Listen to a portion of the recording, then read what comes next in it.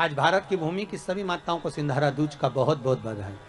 माता पार्वती, गणगौर महारानी, ब्रह्मचारिणी महारानी, माँ जगत जननी आपके सुहाग को अखंड सौभाग्यवती बनाए, यही भगवान से प्रार्थना। चैत्र के महीने की ये सिंधारा दूज है। आज नवरात्रे की चैत्री नवरात्रे में जो दूज होती है इसको सिंधारा दूज कहते हैं। कौन सी दूज कहते हैं? जम के बोलिए। सिंधारा दूज।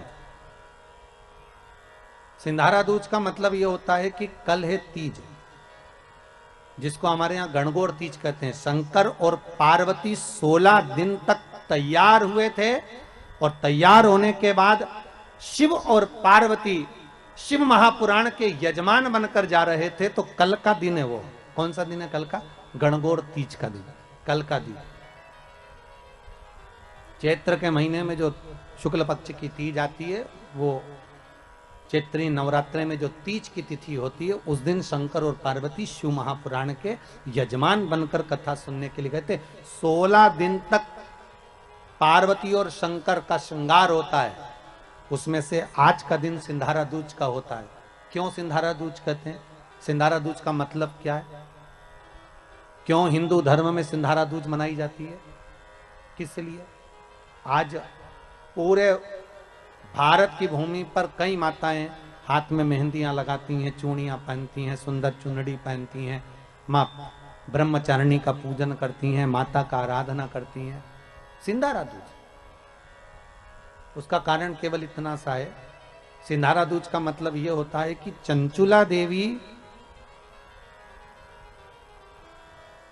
जब 14 दिन तक शंकर और पार्वती अपने गुफा में से बाहर नहीं निकले शिव महापुराण के यजमान बनने के लिए, तब माता चंचुला देवी ने हाथ जोड़कर मां जगतजननी जगदम्बा को सुंदर वस्त्र, सुंदर चूड़ियां, सुंदर आभूषण माता के चरणों में ले जाकर समर्पित करे थे और कहा, मां इन चूड़ियों को जो मैं दे रही हूं, ये लाल चूड़ी, ये लाल श्रृंगार, ये लाल वस्त्र, जो लाल चूनर जो मैं प्रदान कर रही हूं, मां बस ऐसी कृपा कर दे कि तू इन चूनर को धारण करे और मेरा भी सौभाग्य, मेरा भी सुहाग अमर कर दे। बस इतनी कृपा मेरे ऊपर कर दे। वो सिंधारा दूज का महत्व है।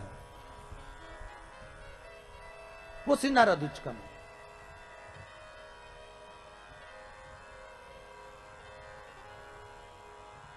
आज भारत की भूमि की सभी माताओं को सिंधारा दूज का बहुत बहुत बधाई।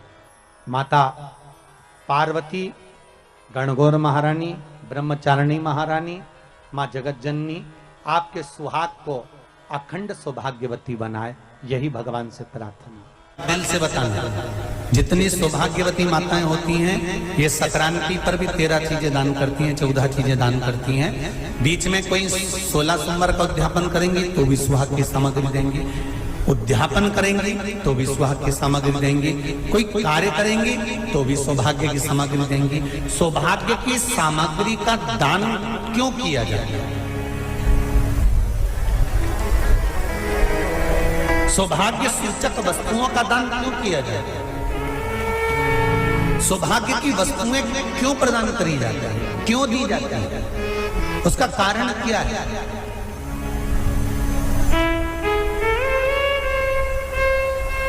क्यों देते हैं? महाराज, भारत की भूमि की सौभाग्यवती माताओं का एक मन की अभिलाषा रहती है। भारत की भूमि की माताओं की एक अभिलाषा रहती है कि जब उसके प्राण छूटे तो अखंड सौभाग्य धारण करके पति के कंधे पर और पुत्र के कंधे पर शमशान पर।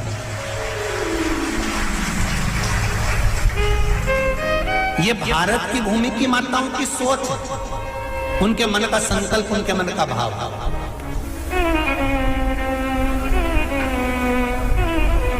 क्यों देते हैं चूड़ी का दान? क्यों देते हैं बिंदी का दान? क्यों देते हैं अखंड सौभाग्य का दान? किस महाराज?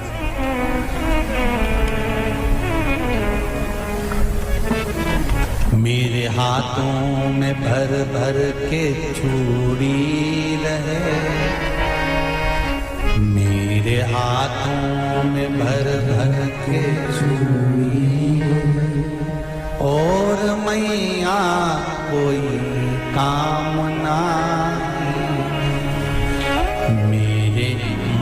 मस्तक पे चमकती चूनर रहे, मेरे मस्तक पे चमकती चूनर रहे। और मैया कोई काम नहीं, मेरी मांगों में भर भर के सिंदूर रहे, मेरी मांगों में भर भर के सिंदूर रहे। और मैया कोई कामना नहीं, मेरे पाँव में बिछुड़ी का जोड़ा रहे। एक बिछुड़ी नहीं, कितनी?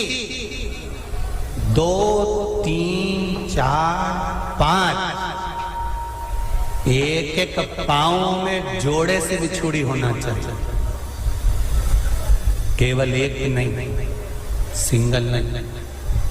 वो तो आजकल का फैशन हो गया महाराज, जो केवल एक बिछुड़ी धारण कर लो उसी में फैशन दिखे। शिव महापुराण की कथा कहती है, जब बेटी को विदा करा जाता है और पहली बार बेटी के पांव में जब बिछुड़ी डाली जाती है, तो वो बिछुड़ी भी अलग अलग नहीं होती, उस बिछुड़ी के जोड़ को चेन से एक दूसरे से बंधा हुआ होता। बोलो सही है कि गलत है? जितने आस्था चैनल पर कथा सुन रहे हैं, जितने फेसबुक पर सुन रहे हैं, यूट्यूब पर सुन रहे हैं, सुन लेना कि मेरे भारत की माताओं का जब पाणी ग्रहण संस्कार किसी बेटी का होता है, उसके पांव में जब पहली बार बिछुड़ा पिनाया जाता है, बिछुड़ी पिनाई जाती है, तो वो बिछुड़ी भी एक दूसरे से बंधी हुई होती है, चेन से बंधी हुई होती है। उसको अलग अलग वाली बिछुड़ी शादी के मंडप में नहीं पिनाई जाती। क्यों? जैसे ये बिछुड़ी एक दूसरे से पांव में बंधी हुई है, तुम्हारी जिंदगी अंतिम श्वास तक ऐसी ही बंधी हुई है। यही वर्णन है। वो तो अब माताओं ने थोड़ा सा फैशन चेंज कर दिया, अब पांव में ज्यादा बिछुड़ी निकलती, गड़ती है, चुभती है, एक बिछुड़ी धारण है। महाराज पर नहीं, बिछुड़ी भी 2 हो, जोड़े से। हमारी माताएं, भारत की भूमि की जो माताएं हैं, ये चूड़ी भी हाथ में पहनती है तो जोड़े से पहनती है। बोलो जैसा सही है कि गलत है? एक अकेली चूड़ी माताएं हाथ में धारण नहीं करती हैं। अगर भारत की भूमि की संस्कारित माताएं हैं और भारत की भूमि की सभ्यता और संस्कृति को जानती है, तो अकेली चूड़ी नहीं, जोड़े की चूड़ी पहनेगी, 2 चूड़ा डालेगी, 4 डालेगी, 12 डालेगी, पर सिंगल नहीं, अकेले। महापुराण की कथा ये कहती है कि पार्वती जी ने और गंगा जी ने जितना सौभाग्य का दान दिया है, उनके बराबर दुनिया का कोई व्यक्ति इतना सौभाग्य का दान नहीं दे सकता, जो माता गंगा और पार्वती दोनों दान दे रहे हैं।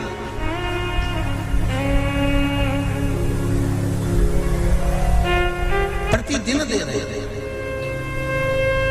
और अब तो फैशन आ गया, तुम लोगों जो सौभाग्य का दान देते हो प्लास्टिक की डलिया में देते हो, पर एक एक पुराण को उठा कर देख लेना, एक एक उद्यापन को उठा कर देख लेना। जितनी तुम कथा तुम्हारे घर में छोटी छोटी कथाओं की पोथियां पड़ी हो, उनको उठा कर देख लेना। उसमें नहीं लिखा कि प्लास्टिक की डलिया में सौभाग्य की वस्तु का दान दिया जाता है। उसमें लिखा है बांस की पिटारी में, बांस की डलिया में सौभाग्य की वस्तुओं का दान दिया जाए।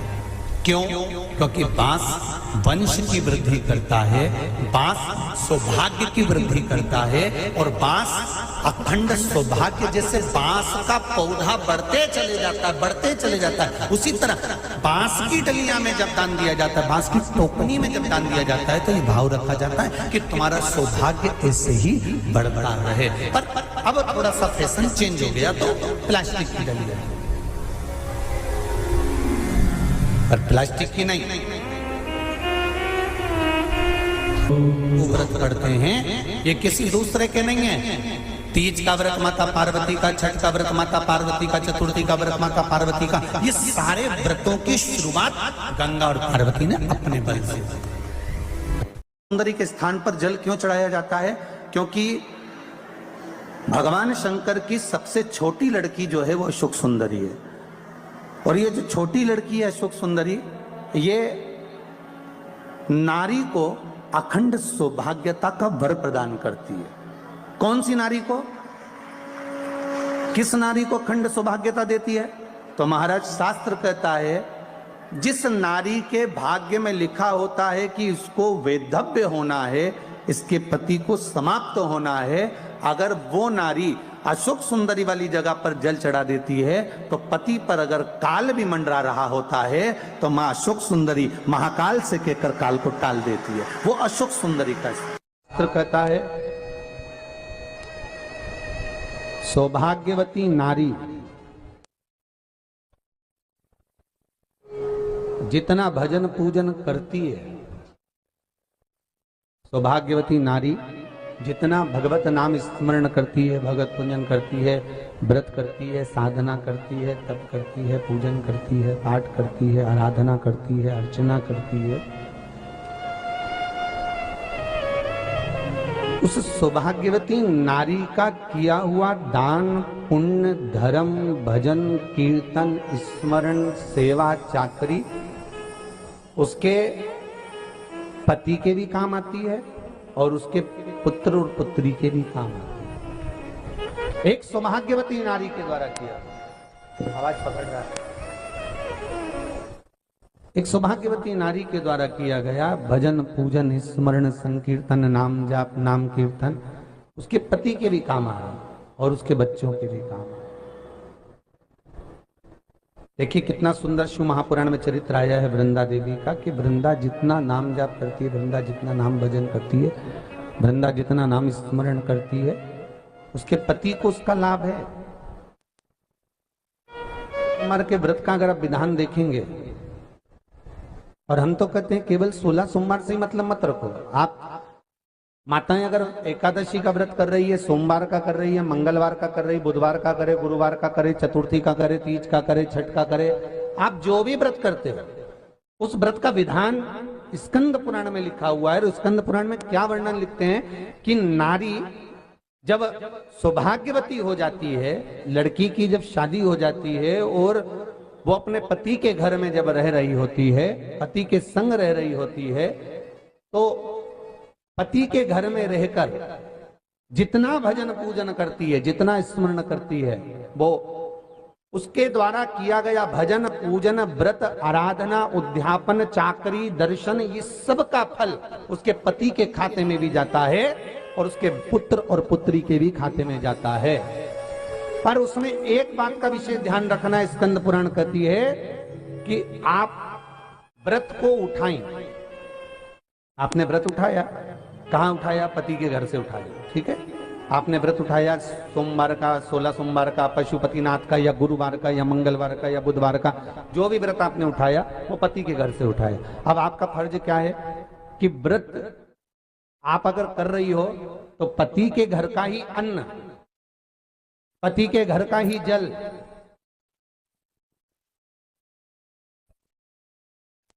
पति के घर का ही सुख आनंद महाराज हमको प्राप्त हो।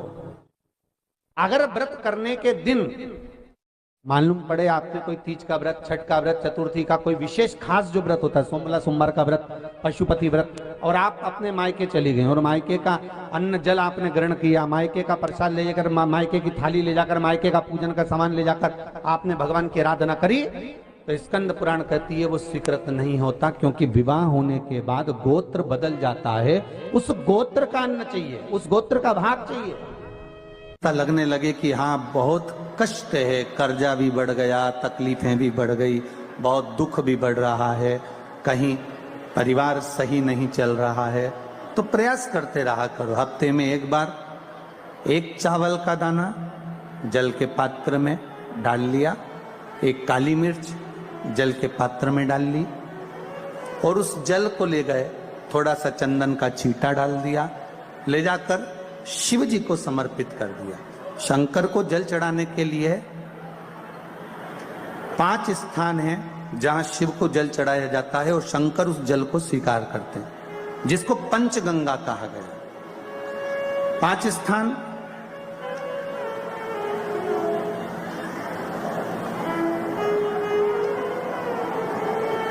अच्छे से समझ लीजिएगा, जब भी शिव मंदिर में जाएं तो ये 5 स्थान शिव को जल चढ़ाने के लिए ये रखा है। शिवलिंग, गोल जलाधारी, ये चरण जहां से पानी नीचे की ओर जाता है। शंकर भगवान के 13 बच्चे हैं, 13 की 13 बच्चे शिव जी का संपूर्ण परिवार, 33 कोटि देवता, 64 योगनियां, सब शिवलिंग के आसपास में। आप शंकर जी के मंदिर में जाकर यह कभी ना विचार करना कि पार्वती जी को ढूंढना पड़ेगा या गणेश जी को ढूंढना पड़ेगा या कार्तिकेय जी को ढूंढना पड़ेगा या भैरव को ढूंढना पड़ेगा। हमें शंकर के मंदिर में जाकर किसी देवता को ढूंढने की जरूरत नहीं है। जहां शंकर भगवान का शिवलिंग रखा हुआ है वो माता जी का हस्तकमल है, माता पार्वती जी का स्थान है। जहां शिवलिंग रखा है वो शंकर भगवान है। जहां जलाधारी है उस जलाधारी के पास में जहां पानी बहता है बीच में अशोक सुंदरी का स्थान है। जहां से पानी बह रहा है उसका राइट भाग वहां गणेश जी का स्थान है, लेफ्ट भाग कार्तिकेय जी का स्थान है। शंकर भगवान के ऊपर जो जल गिर रहा है वो शंकर भगवान की 5 लड़कियां जया, विषहरा, शामली बारी, दौतली, देव, ये शंकर जी की 5 बेटियां ऊपर हैं। जहां से पानी बहकर उस निकासी से, जहां नाली बनी रहती है, पानी जहां से निकलकर बाहर मंदिर के जा रहा है वो 33 कोटि देवताओं का स्थान है। इसलिए सारे मंदिरों की परिक्रमा हो सकती है पर शंकर जी के मंदिर की परिक्रमा नहीं करते, क्योंकि वो जल जो जा रहा है वो 33 कोटि देवताओं का स्थान है, उसको हम लांघ नहीं सकते। वो स्थान जल चढ़ाते समय आप इसका स्मरण रखें। पानी का जब पात्र लेकर जाते हैं मंदिर के अंदर, सबसे पहले शिव जी का जो जलाधारी है उसमें राइट भाग पर अपनी मनोकामना कर कर जल चढ़ाएं, फिर लेफ्ट भाग में चढ़ाएं रोग मुक्ति के लिए। अशोक सुंदरी की जगह पर चढ़ाएं, ये 3रा स्थान। 4था स्थान माता पार्वती जी का जो कटी भाग है जहां पर शिवलिंग रखा हुआ है उस भाग पर जल चढ़ाएं, 4था भाग। 5वां भाग शंकर जी के ऊपर चढ़ाएं। ये 5 जगह पर जल क्रमवाइज चढ़ाएं। आप लोग जाते हो डायरेक्ट जाकर शंकर जी पे जल उंडेल करा जाते हो, सीधे गए और शिव जी पे जाकर आपने जल चढ़ा दिया। हमारे यहाँ शास्त्र कहता है जैसे अपन देवताओं की पूजन करते हैं तो पंडित जी सबसे पहले पूजन किसकी कराते हैं? जम के बोलो जरा, गणेश जी की। गणेश जी के बाद पूजन कराते कराते कराते कराते कराते कराते आगे के सारे देवता कराते कराते कराते कराते फिर मूल पूजन पर पहुंचते हैं। आप डायरेक्ट मूल पूजन पे पहुंच जाते हो। और सरल भाषा में समझ लो, जितनी सरल भाषा में समझोगे ना उतना अपने जीवन में उतर जाएगा। इस छत के ऊपर आपको चढ़ना है, निशानी रखी है,